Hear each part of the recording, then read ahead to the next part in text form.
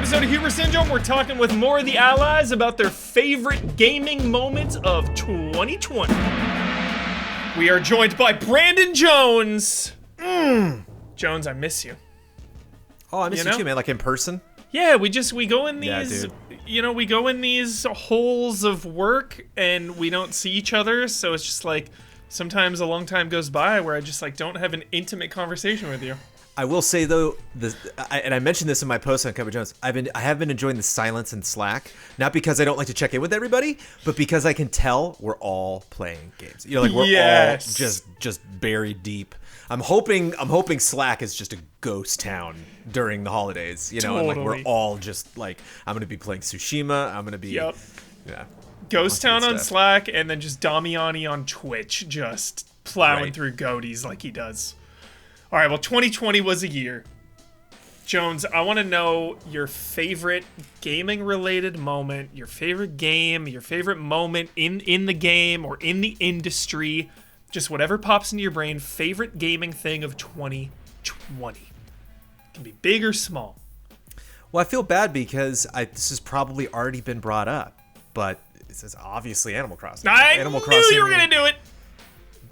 Because the thing you have to understand is like there are so many different things. You know, it's not just like, oh yeah, that game. It's like, well, you have Animal Crossing and Amanda. So you have this game that Amanda and I are playing co-op. Yeah. Together, separately. Like she's letting me know things that are happening. I'm letting her know things that are happening. It's not just like co-op, like we're playing like Ultimate Alliance or something. Like I can watch her from afar play it and ask questions about what she's doing. She can inform me the things that are happening, and then I can check it out in my town and then go to her town and show her. So it's like it's this multiplayer experience that's just so unlike anything that, you know, I can play with her. It's, everything else is always just like in the moment. You know, like I'm thinking about, you know, stuff that's eventually going to come out. That we do play co-op, like every now and then something is just like perfect. Everything, she asked me the other day, she's like, is there an Overcooked 3? I'm like, not yet, but you know it's coming. Totally. And so like those are great, and actually hopefully their Overcooked does really a lot of their DLC is free, and they usually do something around the holidays. I don't know if something has come up yet, but that's always a jolly holiday experience. Winter feast. But that might have just been last year. They're probably not still supporting Overcooked 2. So you have that completely on its own. Like that is so separate from anything else I'm doing in that game. Then you just have me with my Animal Crossing addiction. You just have me, like even if I was not working for Easy Allies, even if we didn't have the community that we did, me just, you know, nonstop playing this game. It gives me that satisfaction that I get, that I'm tempted to get jumping back into WoW with Shadowlands. But just like you log into Final Fantasy 14, you log into World of Warcraft, and just right when the screen comes up, you just get to, I'm home. You know, you get this sense of like, I'm back in this world. And like when my little dopey dude just steps out, I didn't play for like 6 days into November. Like I took like a week and a half off. Yeah. And like the first time I logged in November, I had my Halloween outfit on. It was like totally, and I was like running around picking up all the Halloween decorations, picking up everybody's pumpkins. And I could just imagine the neighbors being like, took you long enough. And I'm like, I know, you know. And then you have this stream that I did, man, with the community. I mean, that was insane. There was nothing like that, you know, not only from seeing what they were doing, but the audience's reaction in the comments. And then you have things like, you know, a real proud moment of mine was during Animal Talking, during the you know, Gary Wood's talk show. Yeah. And this happened live. I think Blood saw it, and I was like, what? And I went back and like rewound, but we rated it, or like we logged on, like the channel logged on, we were hosting it or something. I think we were hosting it. Yeah. And he was in the middle of interviewing somebody, and he was like, oh, he's like, Easy Allies just hosted us. Is that a big thing? You know, should I? Because I think he knew through Kind of Funny. I think he'd heard our name like every now and then in conversation. Yeah. So he was like, oh, Easy Allies. Like, should I be like happy about that? And Jerry and Mike from Penny Arcade were on the couch, and they were both like, oh yeah, Easy Allies is great. And I was like, awesome. Wow, like that was like 3 wins in a row. That was awesome. So yeah, it just brought me so much joy, and it's just such a I keep having a moment, like I keep having a syndrome where I'll have a moment where I'm like, it should win GOTY, and then like 30 seconds later I'm like, nah, you know, it's like, but I keep coming back. I keep coming back and thinking, but it should, but it's like there's just the success, it's the fastest selling game in Japan ever. You know, that kind of success to me is good enough. You know, like to me, it already won the award of the best game of 2020. We're talking about GOTYs. It's like it's just a different conversation. It's just different. It's a different type of debate. But I just love that it came out of the hardships of COVID in a way too, because launched in March. Are you nuts? Are you kidding me? And it was delayed, and I was waiting. The moment I got the Switch in my hands, I was like, when the hell are we getting Animal Crossing? And I just kept waiting and waiting and waiting, and I was just like, boy, they're really taking their time. And then it just, like a flower blooming, it just all of a sudden at the perfect moment when we all needed it, zenith, the peak moment. It was here. It's a very special experience, and I was skeptical. I heard like the whole camping thing and an island. I was like, I don't, Well, that's why I hope they add more, and it's just it's everything. I'm sad I missed it, Jones. I was playing Doom or something at the time, I think, and I'm just bummed that I wasn't part of this moment, because you are now the third ally that has brought up Animal freaking Crossing as their favorite moment of 2020. Yeah. And I'm just bummed I missed it, because it just feels like the moment has kind of passed. You know, obviously people are still nursing their own worlds and stuff, but that zeitgeist, that fever pitch of everyone coming together in this place has passed. The problem is it's never too late, but the problem is it's Nintendo. That's the game's $59.99. It's never not going to be anything but that. And so it's like $60 for something you'll probably put 2 weeks in. I don't know if you're really going to get the kind of satisfaction, that we got out of it. Although there's like a small Twitter army that's like, we're going to get them, like I see them like, pooling their resources together. I should just hop in. You wouldn't be sad. It's just like it is so unique in just gaming. It's so unique if from a multiplayer sense, and it's such a unique vibe.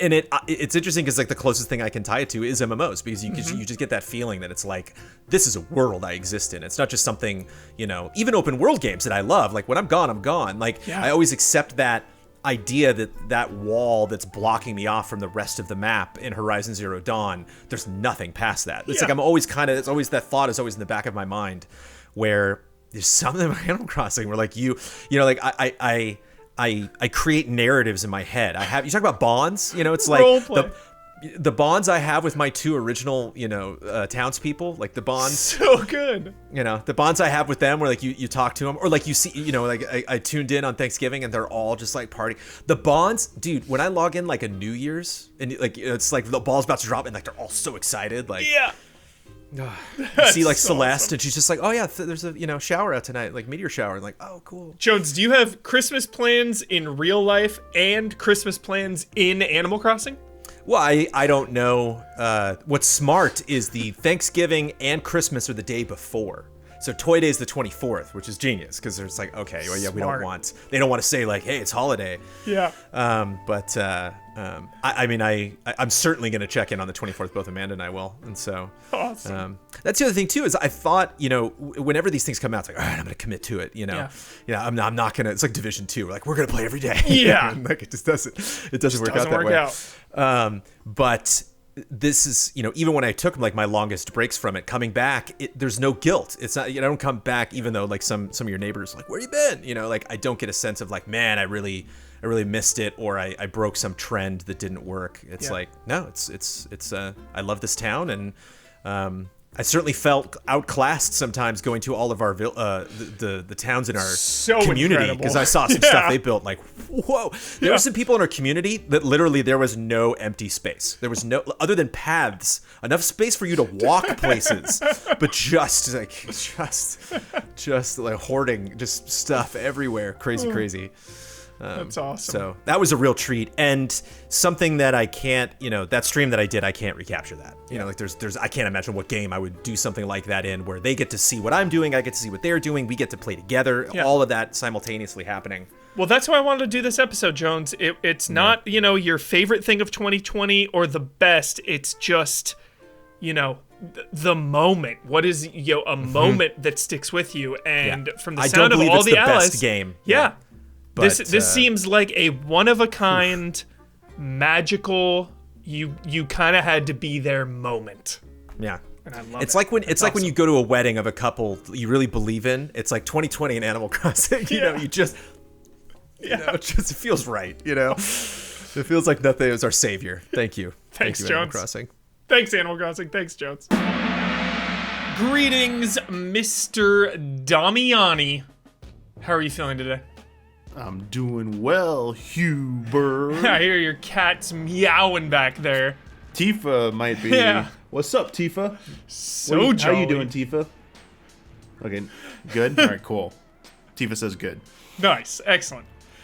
Damiani, it's been a long, long year. 2020. I want to know what your favorite gaming-related moment of 2020 was. Either in a game, surrounding a game, the industry, something in 2020 that just made you pumped, made you hyped. Your favorite thing. I don't know if this has been selected by anybody. If it has, I'm sorry. It's Last worth it getting episode, we had a double dip on Animal Crossing, so you're Okay, good. I'm not doing Animal Crossing. It's not Animal Crossing. Okay. I think it comes down to the easiest highlight for me was the Honeybee Inn in Final Fantasy VII Remake. The dance-off sequence. Yes. Absolutely everything about that part was why is this not nominated for fantastic. GOTY at the Game Awards? That's what I This want to know. moment should be, best video game moment. Yeah, what the hell? So, Final Fantasy VII, I think earlier in the year, Damiani, you and I and Brad and I talked about Final Fantasy VII being our GOTY so far. Had Brad on last episode, he also brought up Final Fantasy VII. Here you are now bringing it up again. What is it about Final Fantasy VII, Damiani, and this moment in particular that at the end of the year, it is your number one still? Man, shooting for the moon with a remake. When you go bold, when you go big, when you try and do things like they did in Final Fantasy VII Remake, but yet it feels so good, it feels faithful, and it just, everything looks, sounds, and feels so right with what you're doing in that game. It was just amazing. Like that payoff.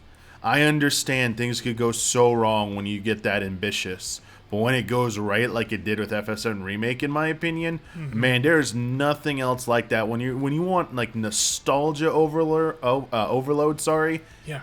and you want to also have that feel of it, like it's the closest you're gonna get to capturing that feeling when you played it for the first time. For someone, that's the best way to put it. Yeah, because Demon Souls I just finished, and that honestly to me felt like a 1-for-1. I don't know if other people feel that way, but it felt identical to the original, whereas Final Fantasy VII felt like it was honoring the original, but it was also its own thing. Do you feel that way? Yes, exactly. I like the reimagining that it is it's the same thing, but we're telling it in a slightly different way. We're taking some liberties here, we're changing some of that, and honestly, I feel like I've been very vocal since the beginning when this was first announced that my dearest wish is that they go kind of ridiculous, that it's not just a strict verbatim beat for beat 1-to-1 recreation of that. Obviously, in my initial reaction, I was a little weirded out by the ending sequence. I have since chilled on that, and the future will largely determine how I ultimately feel about that. But everything else about that game, man, so good. When are we Just getting part worth 2, it. When When are we getting it? Man, How far away? I wonder if it's not coming until like at least like 2022, man. Yeah. Maybe, like I feel 2022. Maybe I think here's the thing, Huber. I think they're taking their time because what comes next. And this is not a spoiler. The gameplay wise, what's the big thing when you leave Midgar? open the world, so that dude. they probably need to get that right first. Yes. And have that apply to the rest of the parts they're going to make. Because once they nail that down, I assume this will probably be the longest development time, because all subsequent parts will come out faster because they got that groundwork laid. Totally. And 16, I assume, too, like working on now current gen tech, kind of laying the groundwork there. And then 16's on a different engine, so I don't know how much it's going to really impact that. That's maybe, but I thought you were going to make the point that the Square Enix is kind of focused on 16 right now. That's their big probably game for next year, and then come back in 2022. Hey, we're back. I do expect we see something of part 2 trailer wise this in 2020. Sorry, we're not in 2021 yet, but in 2021, probably towards the second half of the year, I would imagine. Nice. Game Awards. Anything Game Awards related for Final Fantasy or no? Probably 16. Not 16. They said no 16 update till next year. Probably. I mean, unless they're doing DLC for part 1, which I don't think they are. I highly doubt we will get anything from that. And then even like 14, they already announced an event in February to announce probably the new expansion in the PS5 version. So when it comes to Final Fantasy, unless there's a spinoff of some kind, I don't think you're getting that, Huber, sadly.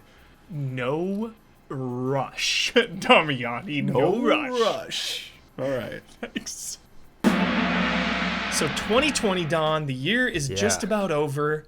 What is one of your favorite gaming moments of the year, either in a game, in the industry, or a specific game? Something gaming related, 2020, one of your favorite things. What is it? I'm going to tell you about one of the things that was one of the most satisfying moments, not moments, but experiences I've had with a game this year. But the thing about it is it's not a game that came out this year. Okay, it was on my backlog. It was released in 2019. Okay, but I got to it this year. Okay. It counts. And I got a game for this year too that I'll just mention briefly, but the one I really want to highlight is Tropico 6. Okay. Tropico, dude. Sort of been like off of the sim kick the last couple of years.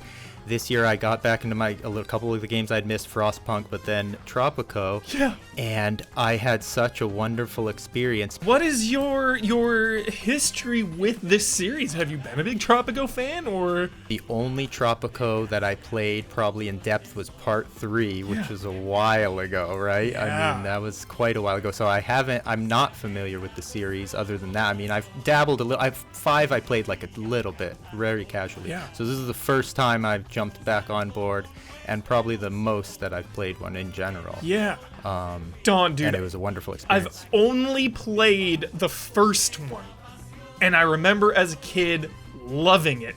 And now here you come to me hyping up Tropico 6, dude. I want to hop back into this. It's really fun. I mean, basically, the rundown that I'd give you of it is it's got a really satisfying city building element to it. But then what really got me was a lot of focus on this trade. Okay, you got to establish all the infrastructure for gathering resources, refining those resources, creating products, gross domestic product, import, export, and they throw in a whole bunch of politics. You're ratifying your constitution in a detailed way. You get to choose a path. Are you trying to create a dictatorship, a fascist society, or a completely free society? And then there's 100 shades in between of what exactly you can do. The challenges that come along with trying to create a really, the society you would like to maybe create. And there's so much minutia in it that's really satisfying to manage for me, and it's all done in such an elegant way, such a beautiful way. I mean, the graphics are stunning, the menus are really beautiful, just the whole way vibe, the game works. Yeah, it's cozy. Yeah, unexpected. If I want to fall within the complete rules of 2020, obviously it's been well documented, Huber. I'll tip my hat. I'll pull the trigger one more time on Easy Trigger Games and give them the nod for Hunt Down. Yes. Yeah, I've mentioned it. I don't need to say any more details. It was well documented. But for 2020, that was my big, surprising, satisfying gaming experience. Everyone should check it out. Dawn, man, let's team up. Let's end this episode in 2021 with a bang. Hunt Down and Streets of Rage 4. What a gift! What a year! Oh my god. Yeah, that was Streets of Rage 4. Like, dude, we get a modern classic beat 'em up and a modern classic like side scroller shoot 'em up. Those are two of like the best in the genre, and they came out. It was this like, year. yeah, it was like one after the other too. Yeah. It was right after I finished Streets of Rage, and I was about to be like, okay, I'm gonna play through this now like 50 times, and then suddenly I stumbled across Hunt Down, and I was like, oh my god. It was just like, yeah, good year. Oh, thanks so much, Don. I am here with the one, the only, Ben Moore. How you doing today, Ben? I am doing very, very well. I'm Good. currently downloading a 58 gig patch for Cyberpunk, so we'll see how that goes. Nice. Yeah. That is a good day. Patches hopefully. in general just get me so excited. I've been playing through Miles Morales, and like sometimes when I turn my console on, a patch note comes up, and I'm just like, yes, fix those bugs, give me those patches. Definitely. I think the only time it like really gets on me is when I get really excited to play a game, and I'm like, or I'll like tell my wife like, oh, we should check this out, and then you go to play it, and it's like, oh, the system needs to update, or the game needs to update, and it's just like, oh, okay, and then you wait, and it just kind of de-hypes you a little bit. Yep. But yes, I totally agree that I like fixing bugs. Passes. Yeah, the moment passes. Ben Moore, it's been a hell of a year, 2020. I miss you. I miss you too. I really, there's a lot I miss about being with you guys for sure. I miss grabbing your shoulder and shaking you, Ben. I know. And like, we have the Game Awards coming up soon. Yes. I don't know when this is going to air, but it's just not the same, not being in person and not having that physical interaction. Totally.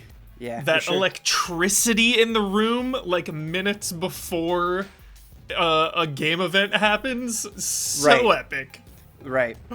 But 2020, we're at the end of it, so I want to know one of your favorite either games, moments from a game, moments just in the industry, something gaming related of 2020 that stood out to you, Ben Moore. One of your favorite things, what is it? Yeah. Well, in true Ben fashion, I don't have one. Excellent. I have three, but I'll go through them quickly. Okay. If that's okay. Of course. I would say it's probably top of the list is Half-Life Alyx on kind of multiple levels because it's not just that it's VR and uses VR well. I just think it's a really brilliantly designed game that, when your life is covering video games, I think sometimes, it could be easy to lose that kid inside of you, and playing Half-Life Alyx, I was like, this is wizardry in front of me. And it was because they had crafted a world that like, I lost myself in. Like I felt like I was really there in a way that was really, really powerful. And beyond that, Valve is a company that has always meant a lot to me. And like growing up, a new Valve game would be like, all right, stop what you're doing. It felt like my entire world turned to them. But for a long time, and it's something that we've lamented, like Valve has basically felt dead. Like they just went away. Dota and of machine. course, right. Of course, it's not strictly true, but that's how I felt in my heart. And this playing through Half-Life Alyx, it really felt like a Lazarus moment. Like Valve was rising from the dead, and so that meant a lot to me personally. Yeah, exactly. And you're looking at it, and you're like, well, you're a little different, but you're back. Yeah, to go with the Ra's al Ghul. Ben, dude, that is awesome. Like, I forget sometimes. Like, Half-Life came back this year, dude. Yeah. And it doesn't even feel like real, obviously, because it's on VR and that whole thing. Like, I don't have VR, but like, universally acclaimed, the return of this franchise, all those expectations that come with it, and they just surpass them all, it sounds like. Yeah, I mean, it really is a shame that more people don't get to experience it. That does legitimately bum me out. But yeah, you think of a new Half-Life game coming out at this point, and you're like, that has to be doomed, right? Like, there has to be something really shitty about that.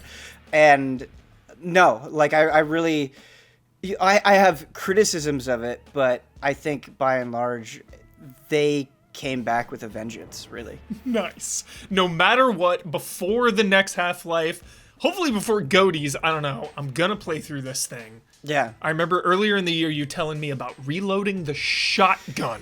Man. That has stuck with me, Ben. Man, yeah, dude, Hubert, it's like, do you remember the first time you played a first-person shooter, like a first-person shooter that really like Doom resonated with you? Doom I remember 2, playing. Actually, yeah, Doom is kind of what my childhood brain goes to, and I remember just the sound of the shotgun and just being like so into that, and like it was kind of scary in its own way. That's how Half-Life Alyx felt to me, where like just like physically getting up and peeking around and like feeling the kickback of the gun that you're holding. It was kind of one of those moments all over again, for sure. Incredible. What else you got for us? Okay, I'll try. I said it was going to be quick, and this hasn't been that quick. There's no rush. The Last of Us 2. Nice. Yeah. The Last of Us 2 definitely. Unexpected, Ben Moore. Unexpected. Really? Yeah. The reason why Last of Us 2 is here is I played through it with my wife, and I don't think I've ever seen her get so emotionally invested in a game before. And being able to share that experience with her, because we had played Last of Us 1 together right before we dove into Last of Us 2, and it was the first time like we would wake up on a weekend and we'd be excited, and it would be the only thing that we could think about, and we'd be talking about big story moments that happened. And while I could go on and on about the story of The Last of Us 2 and the things I think it really does well, that moment with her really showed me the power of sharing games with somebody in person. Dude, yes. And no matter like what you get obsessed with, having somebody there to kind of bounce back those emotions really adds so much. And it's definitely a moment that I don't think I'll forget. Like, I'll look back on 2020, I'll remember being so excited to play that with her. That's so awesome. I love hearing that, Ben. Because you and I love so many different types of games, and just that story right there shows like games offer so many different things. It's not like all games, you sit down, it's got to be like this or this long, and it's got to make you emotional. It's like, no, you can play some quick popcorn game, or some like turn off all the lights, shut the blinds game, or some jolly co-op, or a single player game with a significant other. Like, that is just awesome. There's so many different ways and so many different things to get out of a game. That's awesome. You did that with The Last of Us of all games. No, I think you're completely right. But the other thing that it's shown me is playing games with different types of people can be really effective as well, because playing games with you guys is great and creates a very unique experience, or playing it with Twitch chat is great and creates a very unique experience. But my wife is somebody who like isn't like immersed in the world of gaming like we are. It isn't her job. Of course. And like, she doesn't give a shit about things like frame rate or HDR Graphics. or any of that stuff. And I'm not saying caring about that stuff is wrong. I care about that stuff, but it's just interesting seeing like somebody who has a completely different perspective, who's not caught up in the language of it. It's like they cut right to the meat of it. Yeah. And it just having that different perspective, I think, is really valuable. That's awesome. Yeah. All right, what's your last? The last one's definitely the quickest, but I always love, and I feel like this happens every year, I always love kind of just being completely blindsided by a game, where I'm like, okay, I definitely want to check this out, but then it goes way deeper than I expected it to. I think the Missing is a good example of that, a game that really captivated me when it came out. But 13 Sentinels, like, obviously I was going to play this game, vanillaware.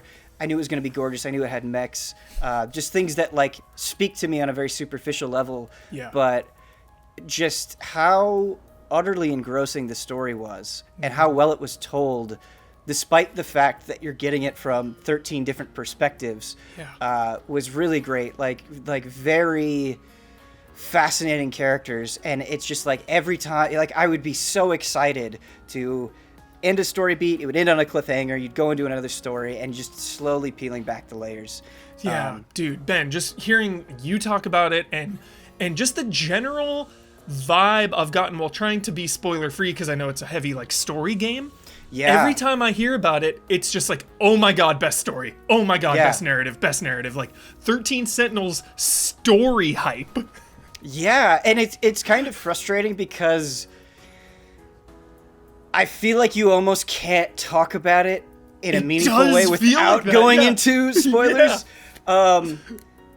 And like anything you say can maybe be a little bit misleading, and so I think it's something that you kind of need to take a leap of faith on, and be patient with it. Just dive into. Yeah. But yeah, really, really good. And actually, now that I'm thinking about it, it makes me kind of feel in a similar way to like Danganronpa or Zero Escape, where I just got so sucked into this knot of a mystery they were trying to build up. So, yeah, that really and good. Spiritfarer are two that I absolutely must finish before Goaties. Those are the big two that I will not back down. I got to get through those. I'm glad you reminded me of this, Huber. And I think that's the other thing of not being in person is a lot of times being in person, we just remind each other of things to play. Totally. I haven't even checked out Spiritfarer yet, and I know I would probably love it. But yeah. Holidays are coming, dude. Holiday break. Catch up on the Goaties. Yeah. Catching up with the Goaties. I also... I just started to play Metal Gear Solid 1 again for no reason. Dude, there's always a good reason. There's always a good excuse. Yeah. Man, thanks so much for talking. 2020 in the books. This was delightful. Thanks, dude. And that's it for the episode and Syndrome of 2020. I will be back in 2021, taking a few weeks off to just chill, recoup, regroup, play some games, catch up for Goaties, which are going down in January. So excited. Thank you so much to everyone who watched along this year, who supported us. Love and respect. Easy allies. See you next year.